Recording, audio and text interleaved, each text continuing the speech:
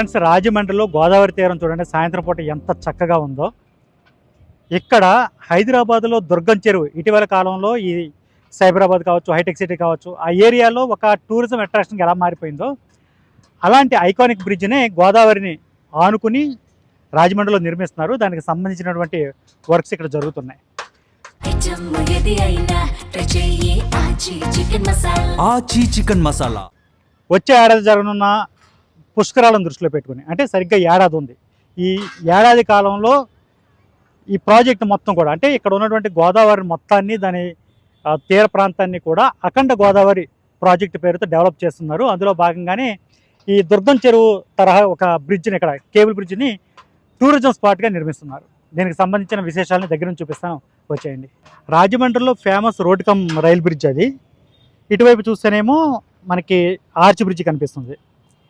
ఈ రెండిటి మధ్యలో ఉన్న రోడ్డుని ఆనుకుని ఈ నిలువుగా అనమాట, అంటే డైరెక్షన్ అవి అడ్డంగా ఉంటే గోదావరి మీద, ఇదేమో నిలువుగా వస్తుంది.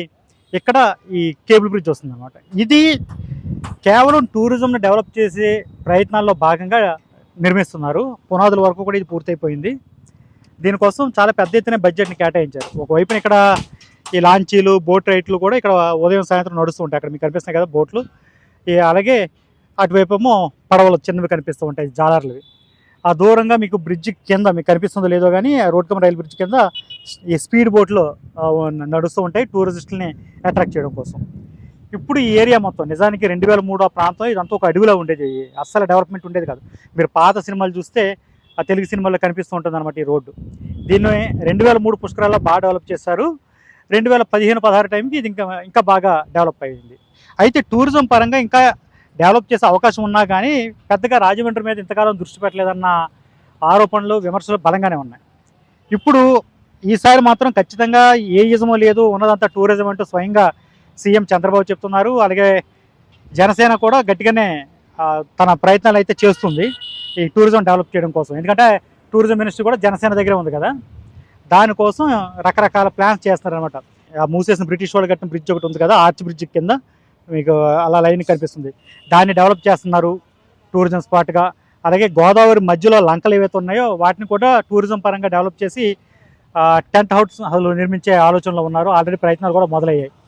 ఇప్పుడు అది కాకుండా ఈ కేబుల్ బ్రిడ్జ్ అనేది ఇక్కడి నుంచి మీకు ఆ చివరి వరకు వస్తుంది అన్నమాట. ఇప్పటికే సాయంత్రం పూటే ఇలాగ గోదావరి తీరానికి వచ్చి కూర్చుని గోదావరిని ఎంజాయ్ చేసేవాళ్ళు చాలామంది ఉంటారు. ఇక మీకు ఇక్కడ చూసి ఇక్కడ రివర్ ఫ్రంట్ మొత్తం కూడా డెవలప్ చేసిన విధానం మీకు కనిపిస్తుంది.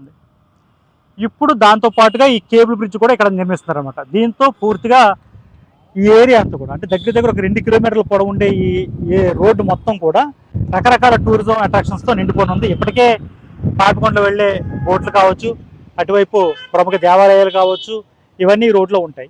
ఇప్పుడు వీటికి తోడు ఈ కేబుల్ బ్రిడ్జ్ కూడా కొత్తగా నిర్మిస్తున్న టూరిజం బ్రిడ్జ్ కూడా ఇక్కడ వచ్చేస్తుంది. కాబట్టి దుర్గం చెరువు తరహా వంతెన ఖచ్చితంగా ఇదొక మరొక టూరిజం అట్రాక్షన్ అవుతుంది రాజమండ్రికి. ఖచ్చితంగా ఇదొక టూరిజం పరంగా ఏపీలో ఉన్న బెస్ట్ స్పాట్గా నిలిచిపోతుంది అనేది ప్రభుత్వం ఆలోచన. మరి ఇది ఆచరణలో ఎంతవరకు వర్కౌట్ అవుతుందో చూడాలి. ఓవరాల్గా ఒకప్పుడు చాలా దుస్థితికి మారుపేరుగా ఉండే ఈ రాజమండ్రిలోని గోదావరి తీరం ఇప్పుడు టోటల్గా అల్ట్రా మోడర్న్గా మారిపోతుంది. మీకు సడన్గా చూస్తే హైదరాబాద్లోని ఒక ట్యాంక్ బండ్లా కనిపించే ఈ ఏరియా అంతా కూడా ఇటీవల డెవలప్ అయింది. ఇప్పుడు దీనికి ఈ కేబుల్ బ్రిడ్జ్ తరహా నిర్మాణం అదనపు అట్రాక్షన్ కాబోతుంది. మరి వీలైనంత త్వరగా ఇవన్నీ పూర్తి చేస్తామని ప్రభుత్వం చెప్తుంది. జనవరి 2027 టార్గెట్గా పెట్టుకుంది, అంటే పుష్కరాలకు ఒక 6 నెలల ముందే. మరి అంత వేగంగా వీళ్ళు పూర్తి చేస్తారో లేదో చూడాలి.